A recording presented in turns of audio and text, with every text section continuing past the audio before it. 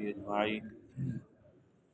اللہ رب العزت کا بے حد لامتناہی بے حساب شکر ہے جس نے ہم سب کو تعلیم قرآن پاک کے لیے، تفہیم کے لیے خوبصورت اوقات اور لمحات عطا فرمائے۔ اللہ کے حضور دعا ہے اللہ تبارک و تعالی ہم سب کو اس کی کامل برکات نصیب فرمائے۔ قرآن مجید کے حقوق کو ادا کرنے کی کوشش میں اللہ تعالی ہم سب کو کامیابیاں نصیب فرمائے۔ آیت نمبر 196 جس میں اللہ رب العزت نے حج کے بارے میں فرمایا، اس کے حج کے فرائض کے بارے میں بھی آپ نے جانا، حج کی قسمیں بھی جانی، اور جس پر حج فرض ہوتا ہے اسے بھی جانا۔ اب ہے کہ اگر حج میں کہیں کوئی شخص خطا یا کوئی ایسی غلطی کرتا ہے، یعنی خوشبو لگانا ناجائز ہے، بال کاٹنا ناجائز ہے، احرام بغیر کسی عذر کے بھی ہو تو تب بھی احرام کو کھول دینا، اس طرح کی چیزیں جو عمرے کی وجہ سے، حج کی وجہ سے پابندیاں ہوتی ہیں، اگر وہ پابندیاں جو ہے وہ کسی طرح ایک پابندی کو اپنی طرف سے ختم کر دے، عذر کی بنا پر ہو یا بغیر عذر کے، تو اس میں قرآن مجید کی اسی آیت میں اللہ رب العزت نے فرما دیا کہ اس کو 3 روزے رکھنے ہوں گے اور 7 روزے واپس پلٹ کے رکھے گا، 10 روزے اس کو رکھنے ہوں گے، یعنی 10 روزے مکمل کرے گا، اور اس کو دم بھی پھر لازم آ جاتا ہے، یعنی روزے رکھنے کے ساتھ ساتھ دم بھی ایک اسے لازم ہوگا، وہ دم بھی ادا کرے گا۔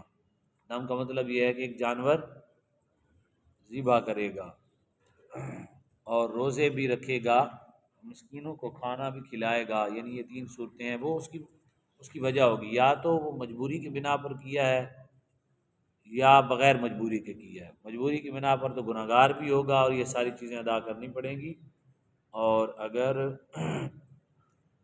مجبوری نہیں ہے، اگر گناہگار اگر مجبور ہے تو پھر بھی اسے تھوڑی سی سختی کم ہو جاتی ہے، گناہگار نہیں ہوگا لیکن اس کو اس طرح مطلب روزے بھی رکھنے پڑیں گے، دام بھی دینا پڑے گا، مساکین کو کھانا بھی کھلانا پڑے گا۔ یہ دم دے دے تو سب سے اچھا ہے۔ اس آیت میں اللہ تبارک و تعالی نے پابندیاں کہیں بھی ہیں اللہ کی طرف سے، ان کو پورا کرنا چاہیے۔ حج کی ایک تعلیم یہ بھی ہے، اگر ہمارے اوپر کوئی پابندی ہے شریعت نے عائد کی ہوئی ہے تو اس کی مخالفت نہیں کرنی، اگر کہیں ہو گئی ہے تو دنیا میں توبہ کر کے صدقہ و خیرات کریں جتنا ہو سکے زیادہ، تاکہ اللہ تبارک و تعالیٰ کی ناراضگی اور غضب سے بندہ بچ جائے اور محفوظ ہو جائے۔ تو اس آیت کا آج ہم ترجمہ جو ہے وہ کر لیتے ہیں۔ اللہ نے فرمایا وَأَتِمُّوا الْحَجَّ وَالْعُمْرَةَ لِلَّهِ، حج اور عمرہ کو پورا کرو، مکمل کرو، تمام کرو اللہ کے لیے۔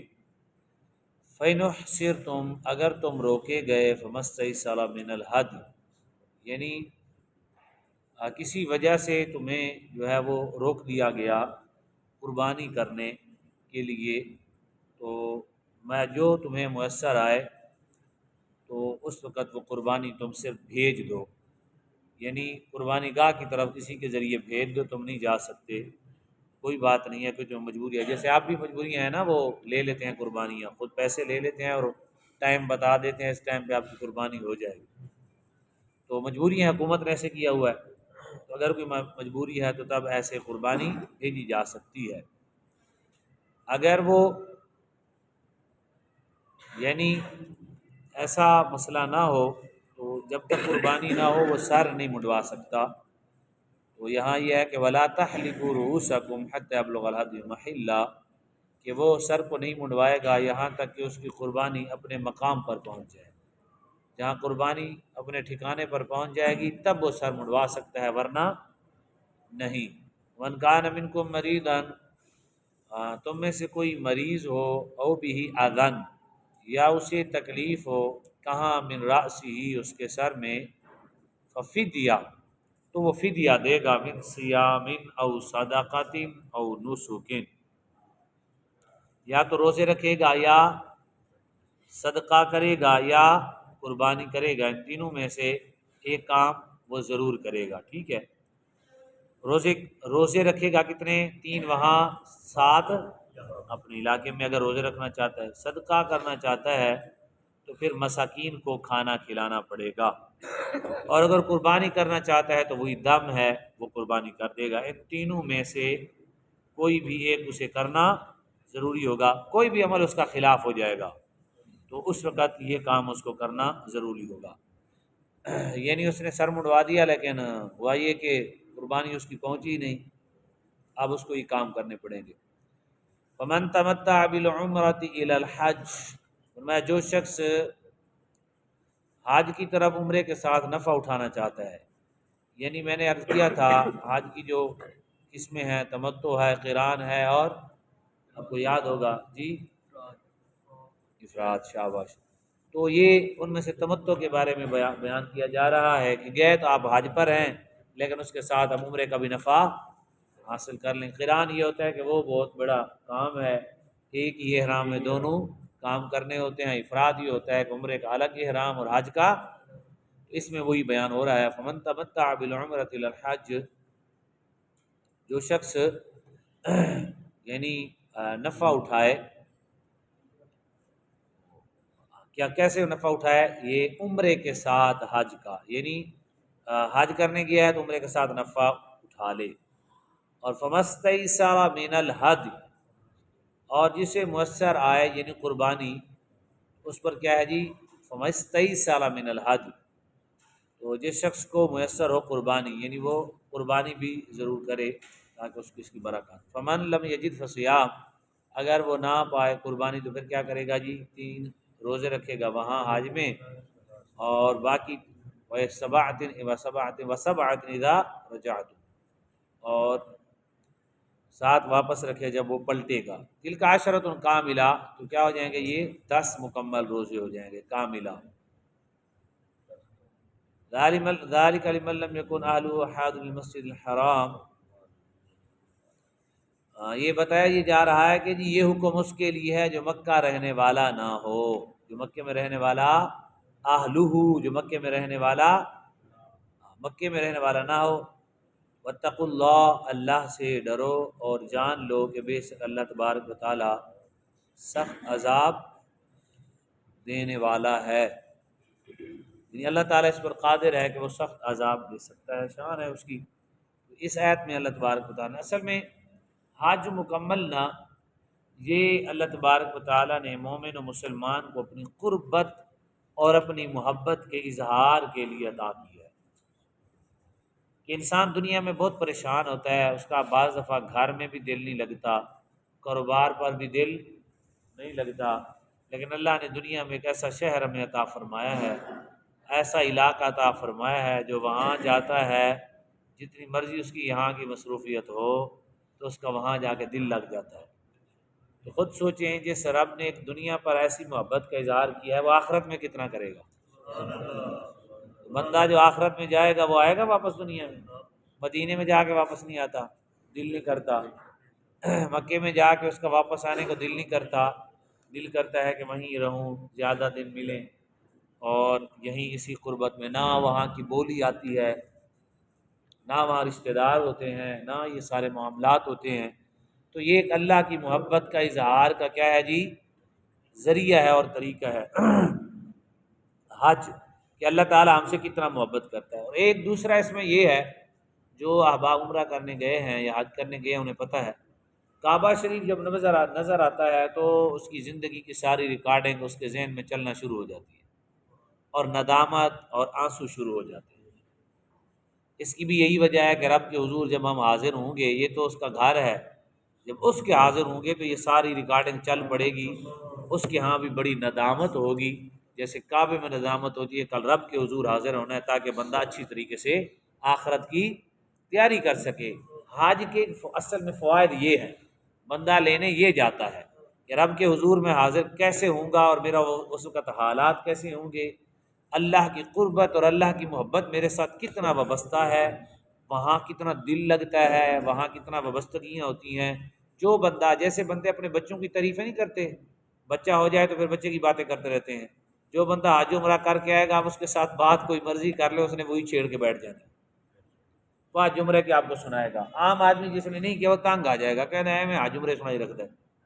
اصل میں اس کی اپنی ایک لگن اور محبت اور وہاں کی عطائیں ہیں، وہ وہاں سے وہ جو باتیں شروع کر دیتا ہے اور لوگوں کو سنانا۔ کوئی بات مدینے کی کرے گا تو دوڑ کے وہ بھی آ جائے گا، وہ کہے گا میرے ساتھ ایسے ہوا تھا، فلاں جگہ میں گیا تھا، وہاں گئے تھے، ایسے ہوا تھا ایسے ہوا تھا۔ تو یہ حج عمرہ کیا ہے جی؟ ایک تو اللہ کے حضور حاضر ہونے کا جو خوف ہوتا ہے وہ پیدا کرنے اس کا مقصد ہے، دوسرا اللہ کی قربت اور محبت جو ہمارے ساتھ ہے اس کا یعنی محسوس کرنا، کہ بندہ اس کو ہمیشہ کے لیے محسوس کرے کہ آخرت میں آخر ہم نے اپنے رب کے حضور جانا ہے۔ اور تیسرا حج و عمرہ یہ ہمارے لیے جو سہولیات ہیں اس کے پیچھے قربانیاں ہیں، وہ رسول اللہ صلی اللہ علیہ وسلم کی ہیں اور امام الانبیاء کے صحابہ کی ہیں، وہ یاد کرنی مقصود ہوتی ہیں کہ کتنی قربانیوں کے بعد ہمیں ایسا وقت ملا۔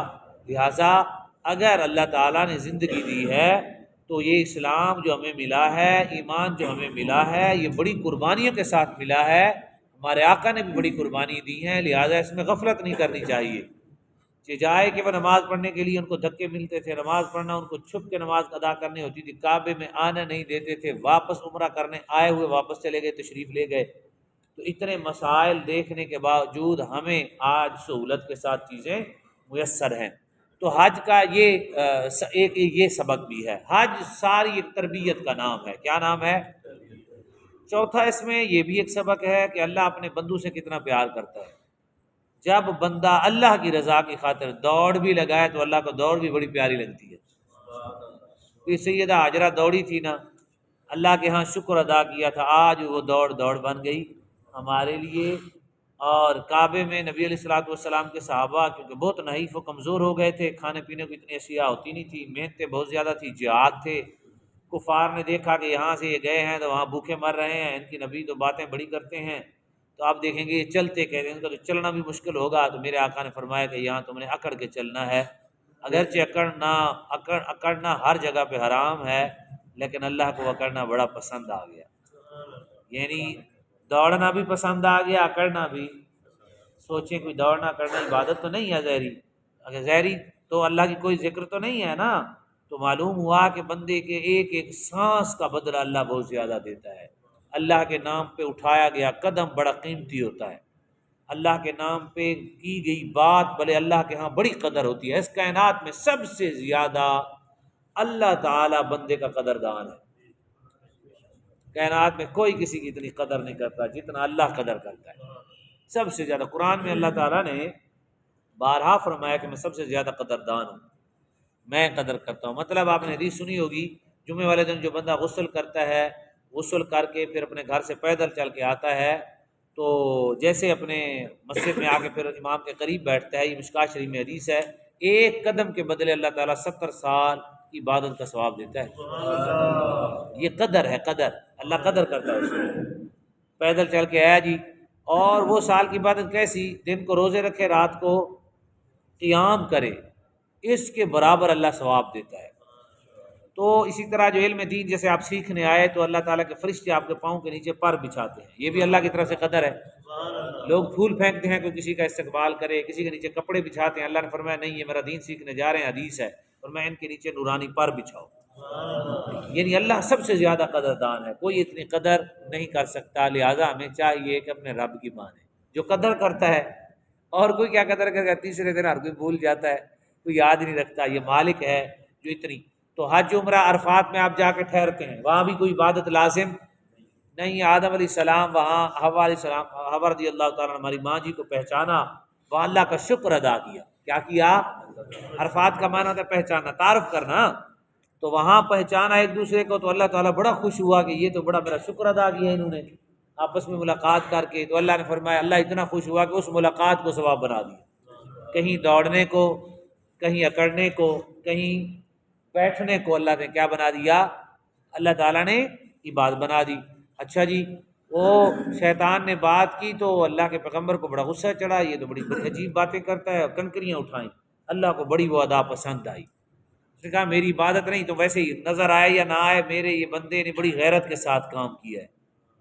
لہٰذا اللہ کو وہ فعل اتنا پسند آیا کہ اس فعل کے ذریعے ہماری بخشش بنا دی۔ یعنی قدر کی قدر، افعال کی قدر دیکھیں، کہیں دوڑنا ثواب ہے، کہیں چلنا، کہیں اکڑنا ثواب ہے، کہیں بیٹھنا ثواب ہے، کہیں کنکری مارنا ثواب ہے۔ لیکن جناب اللہ کے پیغمبر نے وہ بیٹے کو ذبح کرنے کی کوشش کی، اللہ تعالیٰ نے فرمایا چلو جی ہم قدردان ہیں، قیامت تک تم میرے نام پہ ذبح کرو، کھاؤ خود، ثواب ہم دیں گے، ہم بڑے قدردان ہیں، ہم بڑے قدردان ہیں، کھاؤ تم، موجیں کرو، میرے نام پہ تم نے چھری رکھ جو لی، تم نے رکھ لی تو ہم نے مان لی، بات ختم، نہ انہیں ذبح ہونے دیا، ہم نے تو یہ دیکھنا ہے کہ ہمارے ساتھ یہ کتنا سچا ہے۔ تو اللہ بڑا قدردان ہے، بڑا قدردان ہے۔ ہم بھولے ہوئے ہیں اپنے رب کو، ہم لوگوں کی مطلب پیچھے دیکھیے، لوگوں کا احترام کرنا ہمیں اسلام نے تعلیم دیا، من لم یشکر الناس لم یشکر اللہ، میرے آقا کی حدیث ہے، جو بندے کا شکر نہیں ادا کر سکتا وہ رب کا شکر ادا کر ہی نہیں سکتا۔ بندے کی نعمتوں کی حد ہوتی ہے نا، اللہ کے نعمتوں کی حد ہے، حد نہیں ہے۔ تو اس لیے حج بھی ایک، میں نے بتایا، جہاں تربیت ہے، جہاں تعلیم ہے، جہاں خوف خدا کا پیدا کرنا ہے، جہاں اللہ کی قربت کا اظہار ہے، وہاں اللہ کی قدر، کہ اللہ بندے کی قدر کتنا کرتا ہے۔ جب بندہ قدم اٹھاتا ہے تو اللہ کتنا خوش ہوتا ہے۔ ان جملوں میں اختتام کرتا ہوں، میرے آقا مولا صلی اللہ علیہ وسلم کی حدیث ہے، مشکوٰۃ شریف میں حدیث ہے، حضور نے فرمایا تمہیں پتہ ہے جب بندہ توبہ کرتا ہے تو اللہ کتنا خوش ہوتا ہے۔ سوچیں ذرا، اللہ کتنا خوش ہوتا ہے، وہ کتنا قدر کرتا ہے۔ یا حضور نے فرمایا ایسے ہوتا ہے، ایک بندہ اپنے اونٹ پہ سامان رکھے، جنگل میں چلا جائے، سارا سامان اس کے اونٹ کے اوپر ہو، اونٹ اس کا گم ہو جائے، ارد گرد اس کو کوئی ملے نہ۔ یہ مشکوٰۃ شریف میں صحیح حدیث ہے۔ فرمایا وہ دوڑتے دوڑتے تلاش کرتے کرتے کرتے اونٹ اس کو ملے ہی نہ، حتیٰ کہ بے ہوش ہو کے گر جائے اور اسے یقین ہو جائے میں نے مر جانا ہے، میں نے مر جانا ہے۔ اب آنکھیں بند کر کے موت کے انتظار میں ہو، یکا یک دیکھے اونٹ اس کے سامنے کھڑا ہو، یکا یک دیکھے سامان سے لدا ہوا اونٹ اس کے سامنے کھڑا ہو، تو فرمایا وہ کتنا خوش ہوگا۔ صحابہ نے کہا حضور اس کی تو زندگی مل گئی، وہ بہت خوش ہوگا۔ فرمایا رب جب بندہ توبہ کرتا ہے اس سے بھی زیادہ خوش ہوتا ہے، اور وہ خوشی میں کہتا ہے، یہ جملہ بڑا عجیب ہے، یہ محبت کا اس کے بڑا جملہ نہیں ہو سکتا۔